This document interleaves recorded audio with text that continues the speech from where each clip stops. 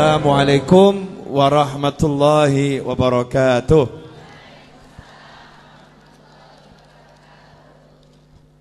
Mas Roni dan teman-teman harap lampu lantai 2 dinyalakan semua.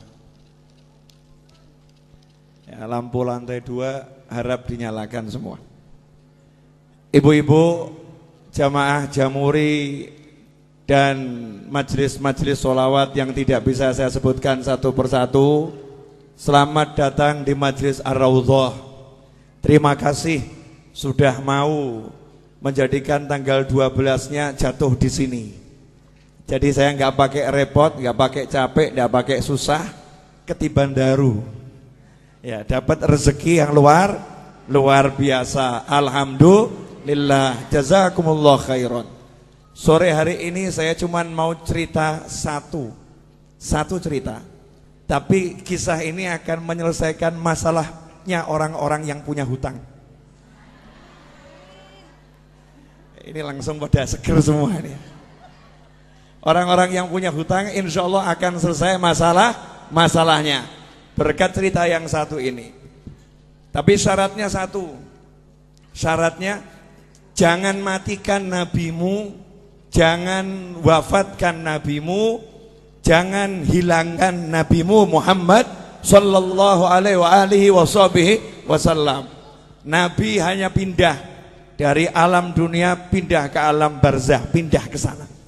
Bahkan tubuhnya Nabi tidak mati, tubuhnya tidak mati. Nama kematian buat Nabi hanya keluarnya roh dari jasad. Tapi jasadnya enggak meninggal, jasad Nabi tidak mati. Baru jasadnya syuhada saja masih hidup. Sayyidina Hamzah radhiyallahu taala anhu setelah 40 tahun kuburannya digali karena mau dibuat jalur perairan, dipindah. Ada salah satu alat gali yang kena tubuhnya, jenazahnya. Setelah 40 tahun masih mengucurkan darah segar.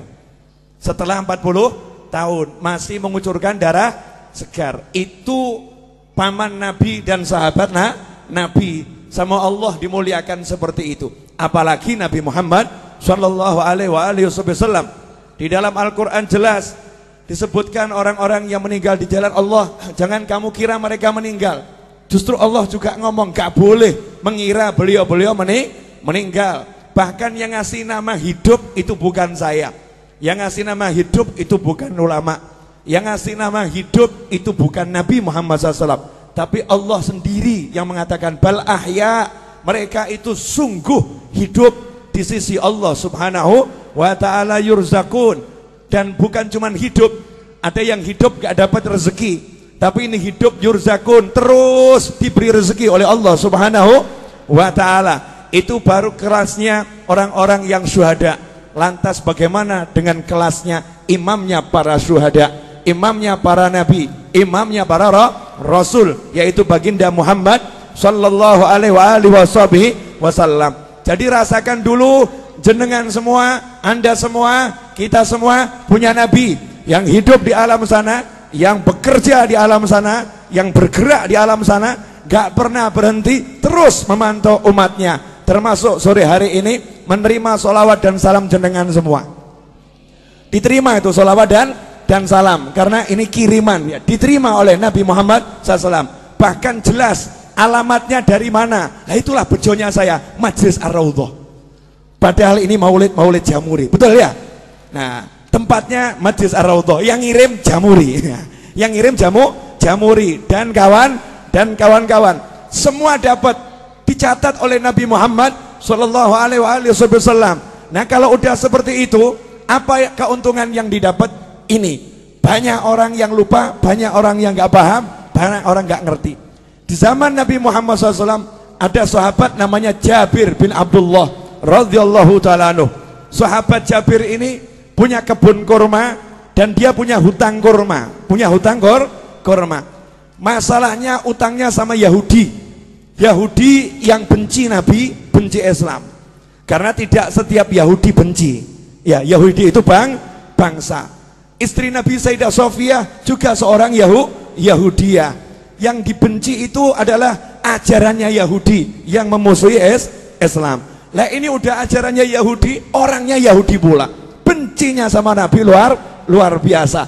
Ketika melihat ada satu sahabat punya hutang, belum bisa bayar, maka Yahudinya senang. Ini saatnya untuk menghina sahabatnya Nabi.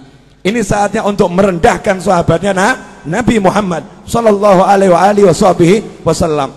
Maka datanglah Yahudi ke kebunnya Jabir bin Abdullah radhiyallahu anhu untuk nagih utang. Ibu-ibu pernah diparani, ditagih?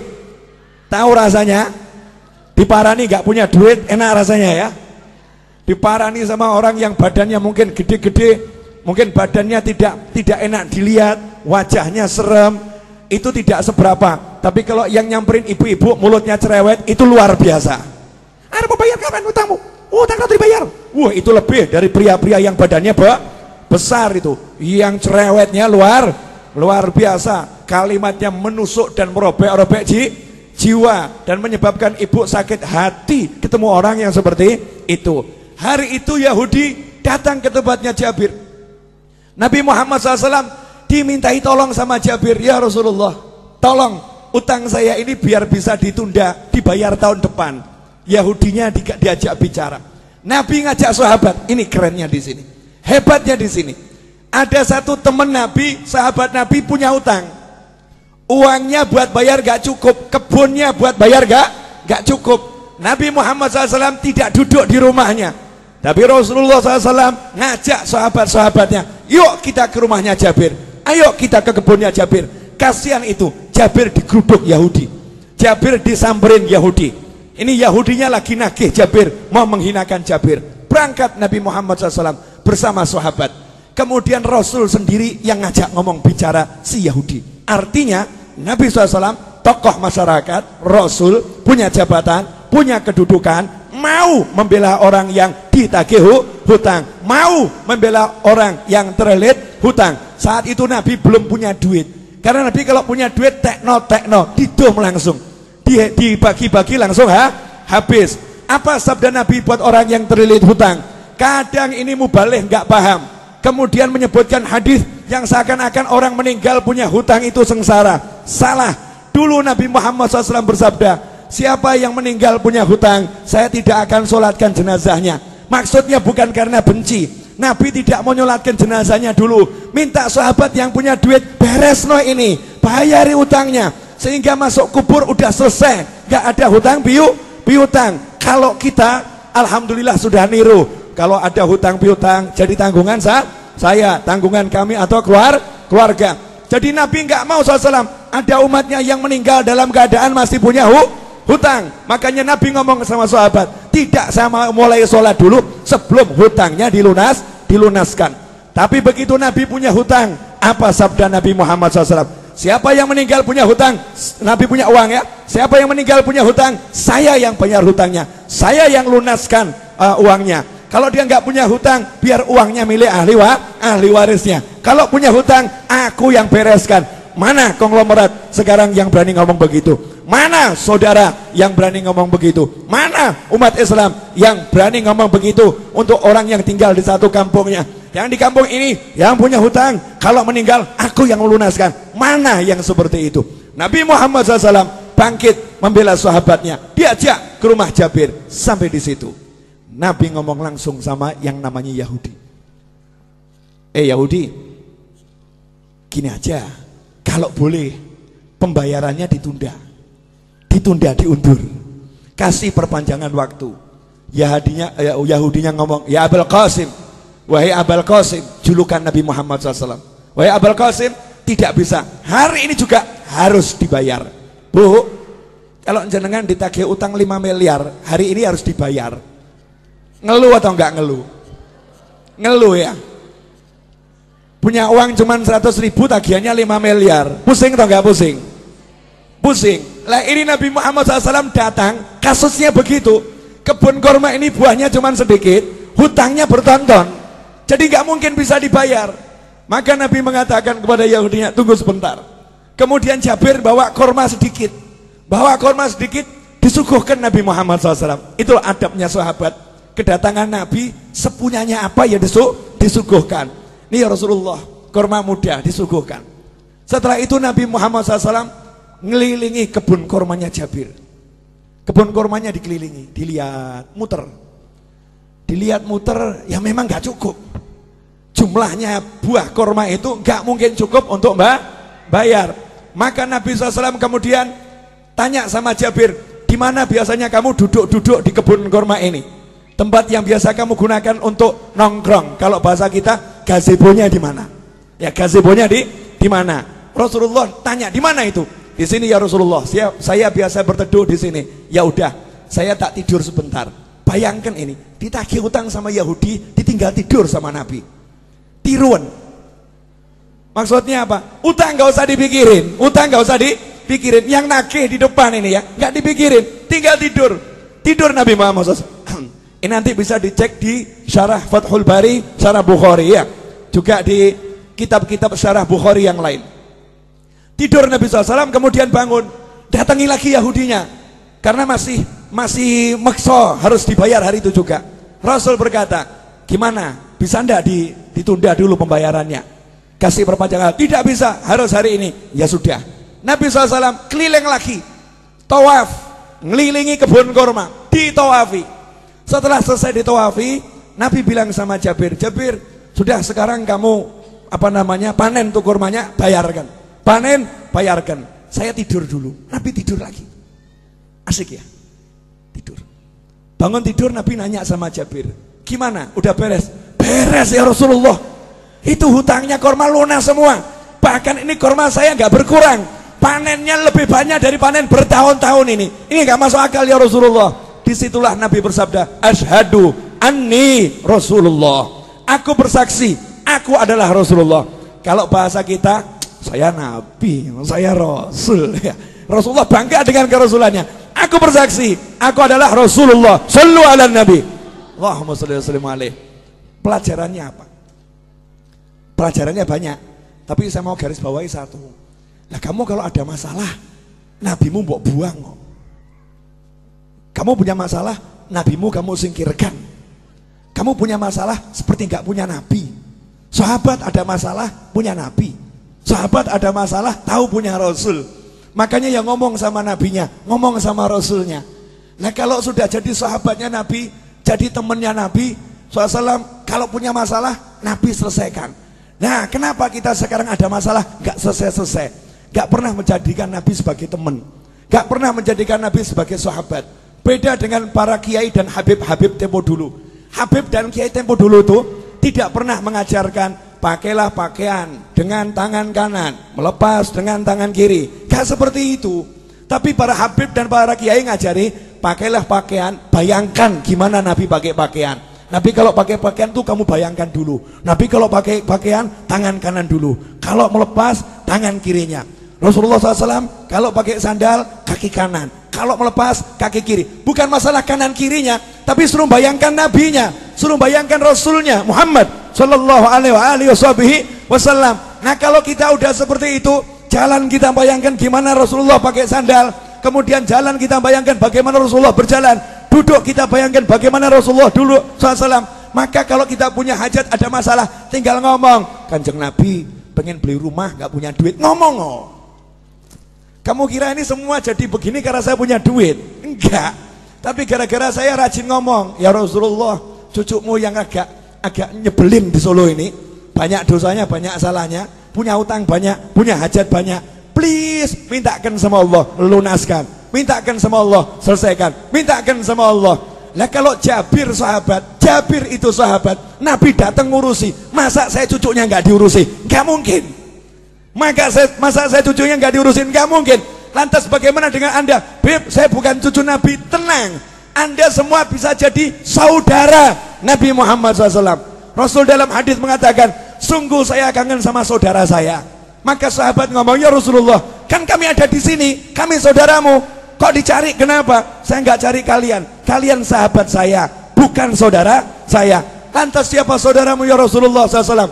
Orang-orang yang lahir nanti belum pernah lihat saya, tapi percaya sama saya, iman sama saya, bahkan rela kehilangan harta dan keluarganya demi sekali melihat saya. Itulah saudara-saudara saya. Saya kangen pengen melihat beliau-beliau itu. Bayangkan, Nabi belum pernah ketemu kita, wujud kita belum ada, sudah dikangeni, dikangeni. Lah kalau kita sekarang bisa kangen sama Nabi dengan baca sholawat Barzanji, Maulid Tiba, kemudian Burdah, Simtudurar dan semisalnya, kita sholawatan sama kangen, berarti kita jadi kelompok saudara Nabi Muhammad SAW. Dan saudara sama saudara itu pasti saling membela, pasti saling mendukung. Kalau udah begitu, kamu punya masalah, insya Allah nggak punya masalah.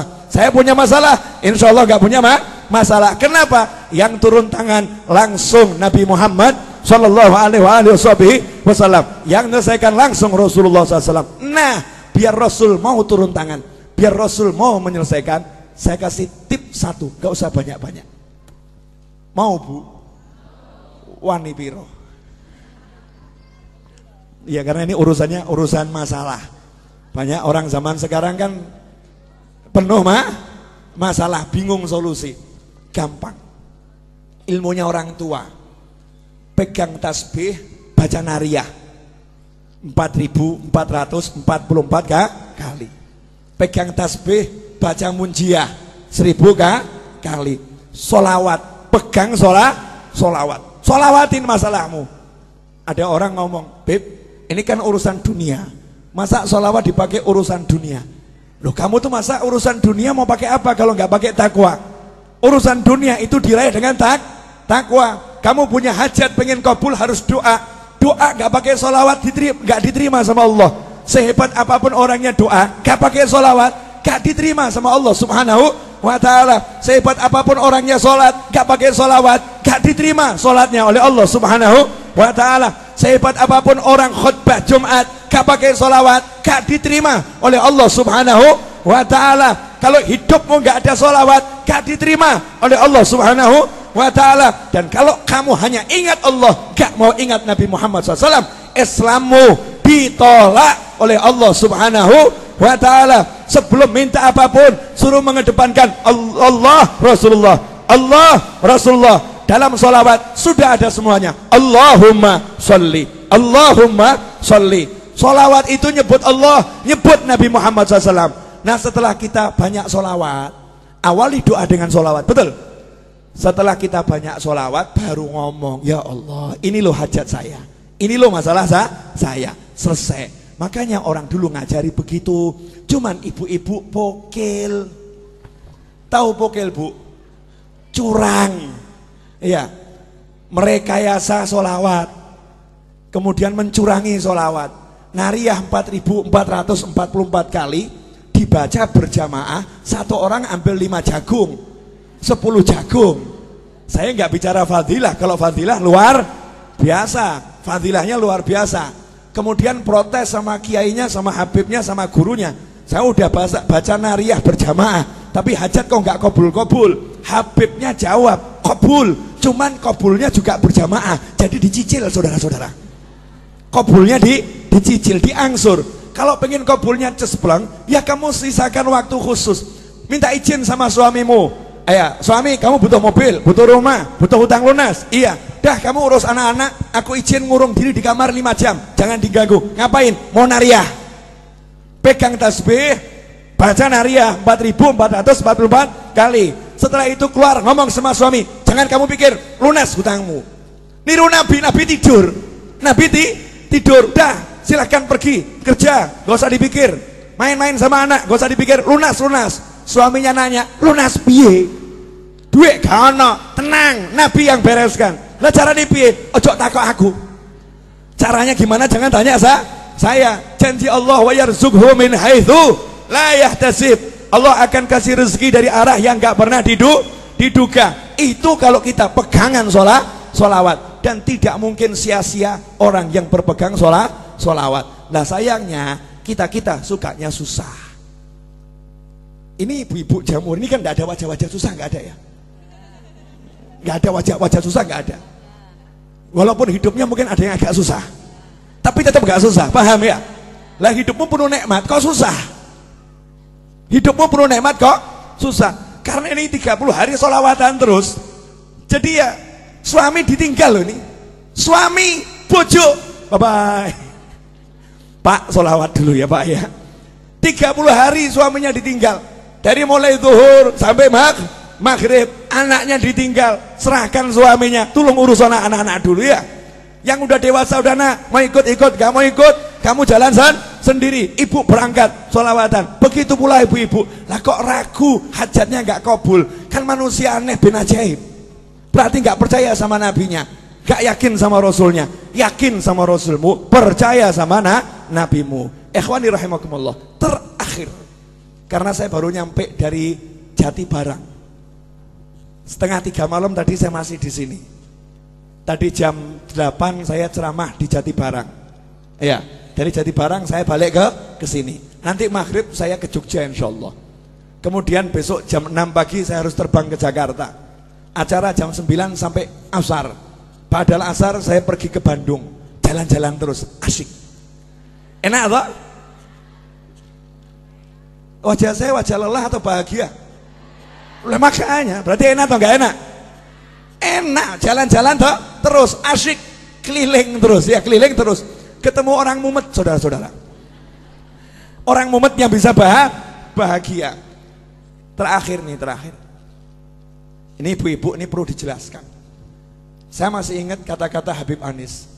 Ibu-ibu itu yang wirid-wiridnya jauh lebih banyak dari bapak-bapak.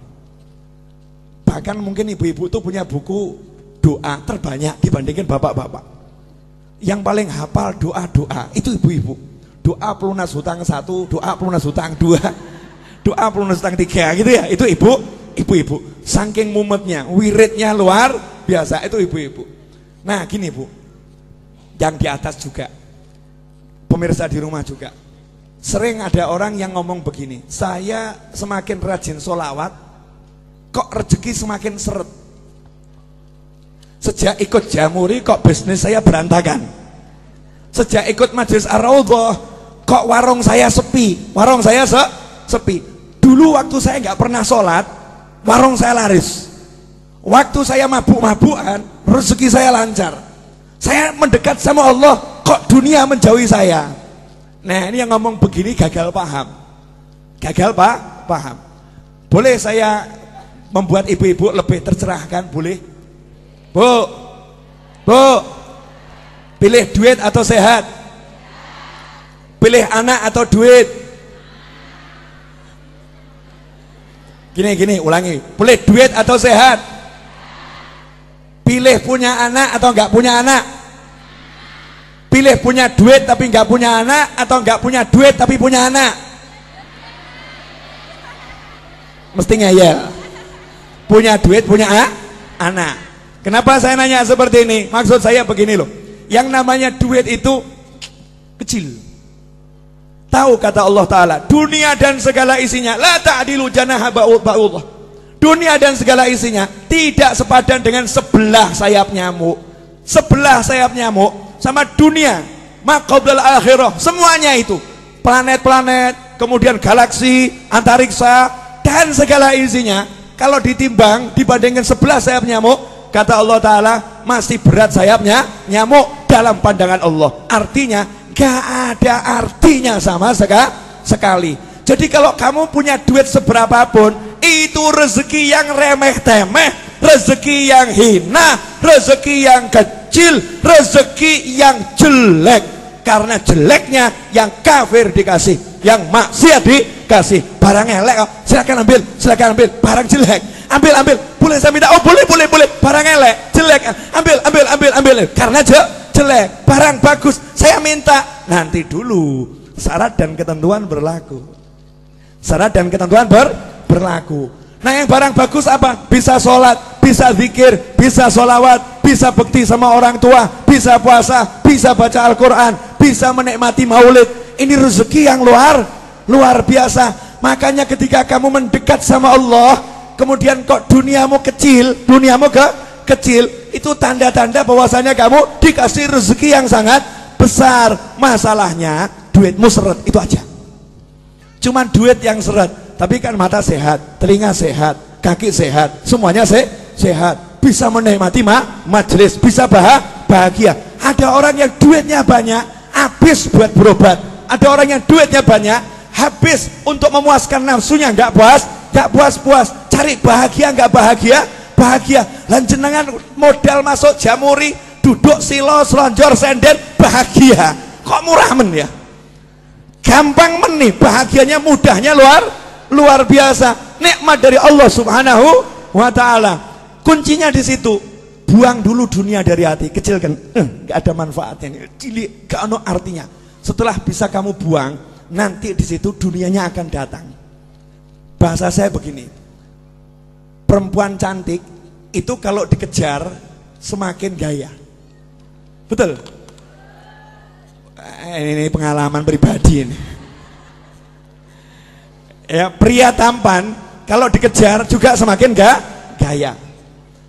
Tapi kalau dicuekin pasti penasaran. Ini semua orang ngejar saya ya. Kok yang satu ini cuek-cuek saja ya? Akhirnya kebalik. Yang cantik tadi itu akan ngejar, betul ya? Ngejar. Lah kalau kamu pengen dikejar dunia, cuekin dunianya. Cuekin dunianya. Kalau kamu cuek sama dunia, dunianya nanti akan penasaran. Kok aku nggak disentuh ya? Aku nggak dicari sama dia ya? Aku kok nggak dianggap ya? Dunianya akhirnya jor-joran. Ambil, ayo, tertarik sama aku. Ambil, tertarik sama aku. Kita tetap nyantai-nyantai saja. Cuek, nggak ngaruh. Itu kunci untuk menguasai dunia. Rahasianya di situ. Terakhir, ini saya ceramah bengak-bengok biar ngantuknya hilang kabeh. Karena ini jamnya jam ngantuk dari tadi jam 1 kan ya. Ngantuk. Terakhir, ibu-ibu yang dimuliakan Allah Subhanahu wa taala. Jadi kalau ada masalah, gak usah bingung, gelar sejadah, pegang tasbih, baca sholawat. Selesai. Setelah itu ojo mbok pikir, jangan dipikir. Lanjutkan kehidupan, masak ya masak, ngobrol sama anak ya ngobrol sama anak. Dan jangan buka handphone kemudian share sama temennya, sumpek aku sumpek. Nah ini gak selesai masalah ini. Sumpek, saya lagi banyak masalah. Semakin kamu nyebut, semakin sumpek itu. Semakin sumpek. Udah kamu duduk baca sholawat, selesai, gak usah di-share. Walaupun suamimu nyebelin, gak usah diurus, sholawatin, selesai. Tuh saya punya pengalaman. Orang curhat sama saya, Beb, ini suami saya kok ngombak-ngambek terus nih, Beb. Pulang ke rumah ketemu suami wajah ngambek terus. Suntuk saya, Beb. Gimana caranya? Sholawatono. Selesai. Jadi nanti kamu ngelus-ngelusnya sama sholawatin. Allahumma sholli ala sayyidina Muhammad.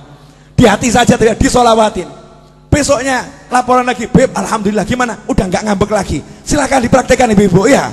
Kalau suaminya suka ngambek-ngambek, sholawatin. Ya, sholawatin. Kalau kerja di perusahaan, bosnya ngambek-ngambek, sholawatin. Kalau ada pelanggan yang ruwet, sholawatin. Beres, nggak mungkin tidak beres. Jaminan 100%, 100%. Ini yang ngomong sudah praktek. Yang ngomong sudah praktek. Kalau ketemu orang ruwet-ruwet, modal saya tak sholawatin, selesai. Ya, sholawatin selesai. Kalau saya nggak kuat nyolawatin, saya titip sama teman-teman saya, duduk di musola baca munjiah 100 kali, saya punya hajat. Duduk di tanah sana baca munjiah 1000 kali, saya punya hajat. Giliran saya nyupir ceramah, saya ceramah, yang lain sholawat. Selesai ceramah, selesai masalah. Mau praktek? Jangan, berarti kamu nunggu masalah dulu. Jangan praktek untuk masalah, praktek untuk hajat. Terima kasih, jazakumullah khairan katsiran. Insyaallah yang sedikit ini barokah dan manfaat. Saya udah bilang pokoknya kalau bulan Maulid ceramah saya berusaha dandan. Saya begini nih sumuk dan panas. Saya membayangkan bagaimana ibu-ibu kuat dengan pakaian yang seperti ini ya, luar biasa. Waktu saya di Hongkong naik taksi, supir taksinya diminta sama TKW Hongkong dengan bahasa Hongkongnya, tolong AC-nya didinginkan. Maka jawaban supir taksinya, AC saya sudah dingin. Masalahnya bukan di AC, tapi pakaianmu kebanyakan katanya. Bukan pakai jubah, pakai ini tuh apa namanya TKW kalau pengajian, pakaianmu kebanyakan. Alhamdulillah, insya Allah kalau pakai baju gini kepanasan akan menghilangkan panasnya neraka, menghilangkan panasnya kubur. Saya minta semuanya angkat tangan, tirukan saya boleh? Bismillahirrahmanirrahim. Allahumma sholli wa sallim ala sayyidina Muhammadin wa alihi wa sahbihi ajma'in. Rabbi ighfirli wa li walidayya warhamhuma كما ربياني صغيرا رب اغفر لي ولوالدي وارحمهما كما ربياني صغيرا رب اغفر لي ولوالدي وارحمهما كما ربياني صغيرا وصلى الله على سيدنا محمد وآله وصحبه وسلم والحمد لله رب العالمين. Alhamdulillah, detik ini ibu-ibu naik pangkat jadi anak yang solihah. Anak yang solihah. Karena dalam hadis disebutkan waladun solihun yad'ulah. Anak soleh itu yang mendoakan orang tua. Amanat saya, sehabis sholat jangan tinggalkan doa ini. Rabbighfirli wa liwalidayya warhamhuma kama rabbayani shaghira. Dan ajarkan pada siapapun, ajarkan kepada anak kita. Janji Nabi, Allah tidak akan memutuskan rezeki dari seorang hamba yang hamba itu tidak memutuskan doa untuk orang tuanya. Maka kalau kita doakan orang tua kita terus, maka rezeki zahir dan batin tidak akan putus. Saya mengucapkan jazakumullah khairan dan mohon maaf atas segala ketidaknyamanan dan kekurangan majelis ini dalam menyambut Anda semua. Mudah-mudahan dimaafkan dan barokah, amin. Wassalamualaikum warahmatullahi wabarakatuh.